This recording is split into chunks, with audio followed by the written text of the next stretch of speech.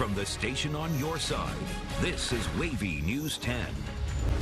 And tonight we continue our coverage of two big stories. 1 year ago today, an act of violence scarred the city of Virginia Beach. We honor the 12 victims who lost their lives. But first, our country is seeing its most significant string of protests in half a century. The demonstrations fueled by treatment of black people at the hands of police.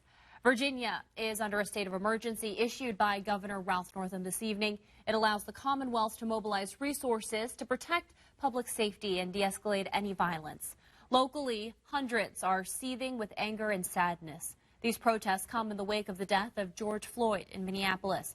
The unarmed black man died in police custody on Monday evening. Chopper 10 flew over the protest in Norfolk and Virginia Beach today.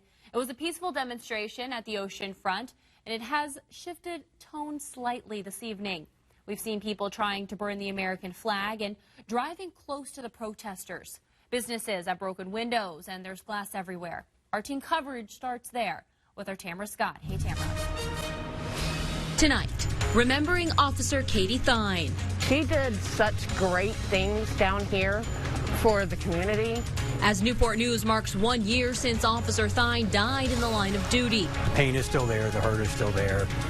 Those who knew her best and the community she served. The people down here loved her. Are making sure she's never forgotten.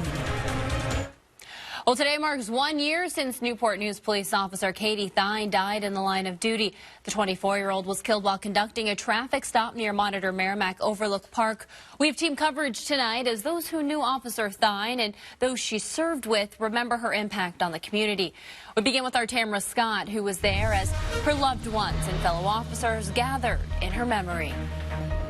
Well, Tamara, thank you. And in the wake of THYNE's death, family, friends, and coworkers remembered her smile and her dedication to serving her country and community.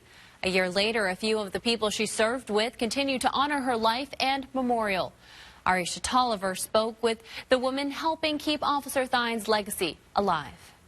Tonight, shopping small. You know, it keeps the money in the community. It's helping your small businesses keep going. As the pandemic continues to hit the bottom line of local shops, entrepreneurs say this Small Business Saturday is more important than ever. I've heard numbers as high as 50% in terms of the number of black businesses that could potentially close for good as a result of the pandemic.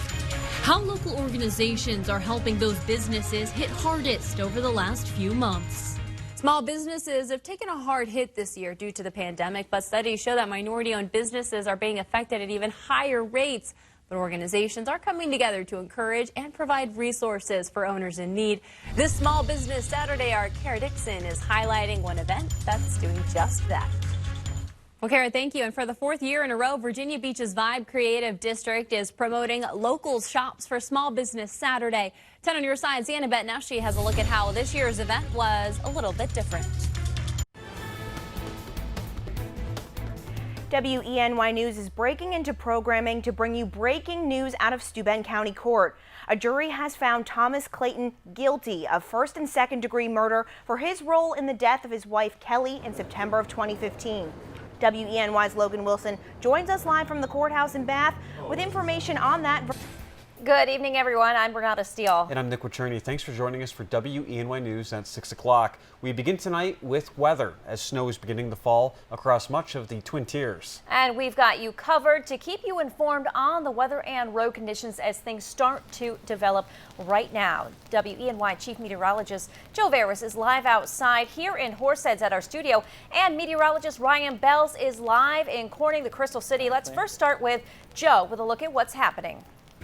There was 4.5 to 5 foot of water coming down Cotton Hollow Road and going across the State Route 187. It's very devastating for everybody, including myself. People in both of the Twin Tiers picking up pieces today, assessing damage, starting to clean up after strong storms and flash flooding hit the area overnight. Good evening, I'm Renata Steele. Nick Wacherney has the night off. We have team coverage tonight from across the region showing you how these floods have damaged homes and torn up roads. We begin tonight in Windham Township, Pennsylvania, where WENY's Leanda Rosa spent all day today. She tells us that's where the storm seems to have hit the hardest.